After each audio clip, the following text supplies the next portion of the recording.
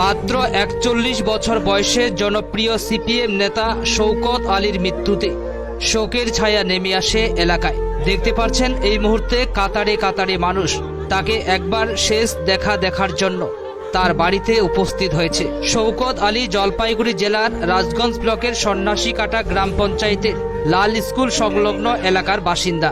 জীবনের প্রথম থেকে তিনি বামফ্রন্ট তথা সিপিএম এর সঙ্গে প্রত্যক্ষ ও পরোক্ষভাবে জড়িত ছিলেন। তিনি বেশ কয়েক বছর ধরে নিজের এলাকায় পঞ্চায়েত প্রতিনিধির দায়িত্ব সামলেছেন। বর্তমানে তার স্ত্রী এই এলাকার পঞ্চায়েত সদস্য। জানা গেছে বেশ কয়েকদিন ধরে তিনি শারীরিকভাবে অসুস্থ ছিলেন। হায়দ্রাবাদে নিয়ে যাওয়া হয়েছিল তাকে চিকিৎসার জন্য। শেষমেশ কয়েকদিন আগে নিয়ে আসা হয় বাড়িতে। এরপর ফুলবাড়ির একটি বেসরকারি হাসপাতালে তাকে ভর্তি করা হলে গতকাল অর্থাৎ বুধবার রাতে সেখানেই তার মৃত্যু হয়। এদিন তার মৃত্যুর খবর জানতে পেরেই হাসপাতালের বিরুদ্ধে চিকিৎসায় গাফিলাতির অভিযোগ তুলে সরব হন আত্মীয় স্বজনেরা। বৃহস্পতিবার সকাল থেকে ফের উত্তেজনা দেখা দেয় হাসপাতাল চত্বরে। পরিস্থিতি সামাল দিতে ঘটনাস্থলে পৌঁছায় শিলিগুড়ি মেট্রোপলিটন পুলিশের নিউ জলপাইগুড়ি থানার বিশাল পুলিশ বাহিনী। শেষে উভয় পক্ষেই সুষ্ঠু মীমাংসার জন্য হাসপাতালের মধ্যেই আলোচনায় বসেন। সেখানে উপস্থিত ছিলেন শিলিগুড়ি মিউনিসিপ্যাল কর্পোরেশনের মেয়র গৌতম দেব। সুষ্ঠু মীমাংসার পরে সিপিএম নেতার নিথর দেহ নিয়ে যাওয়া হয় বাড়িতে। তার মরদেহ বাড়ি পৌঁছাতে হাজারে হাজারে মানুষ তাকে একবার শেষ দেখার জন্য ছুটে আসেন তার বাড়িতে। আমরা এই মুহূর্তে সেই ছবি আপনাদের সামনে তুলে ধরছি।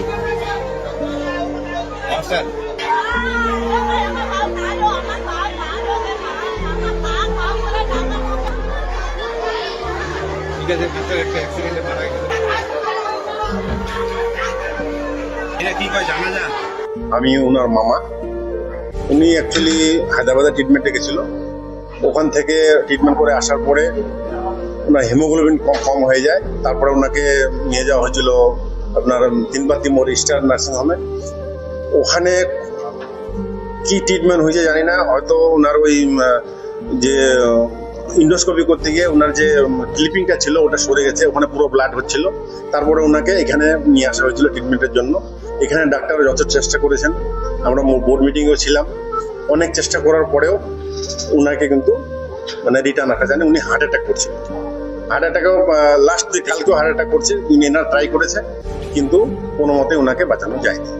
তো এখানে না নার্সিংহোমের কোনো দৌড় আছে, এটা উপরওয়ালা যার যতদিন আয়ু থাকে ততদিনে মানুষ বাঁচে। এখানে কে বা কারা কি বললো ওটাতে আমরা কান দিচ্ছি না।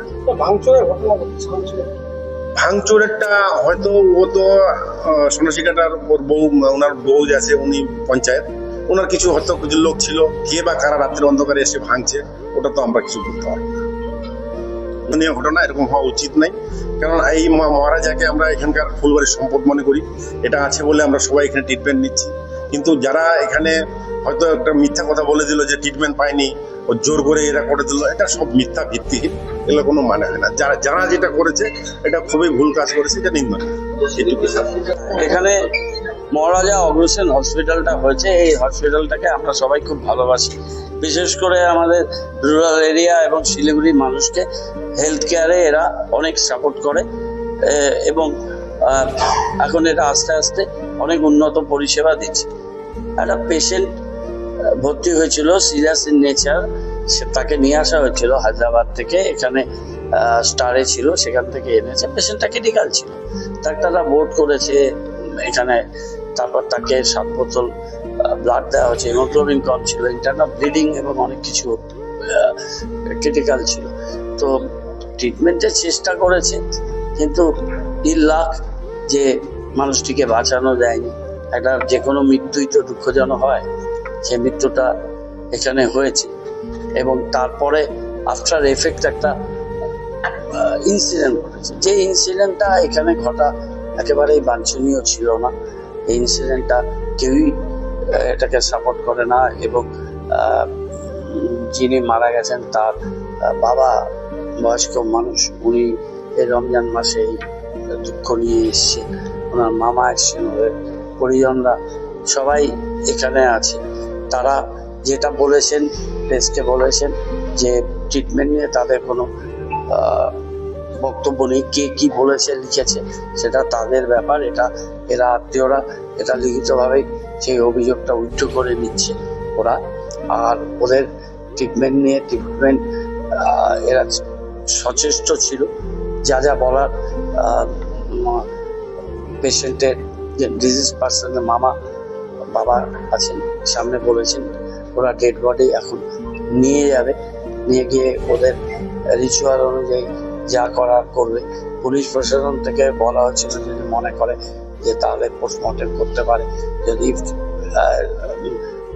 ফাউন্ড সাম ইরেগুলারিটিস তাদের সেভাবে ব্যবস্থা হয়। কিন্তু পেশেন্ট পার্টি তারা বলেছে যে আমরা দেখেছি, আমরা ছিলাম কাছাকাছি, সেরকম কিছু বিষয় নেই।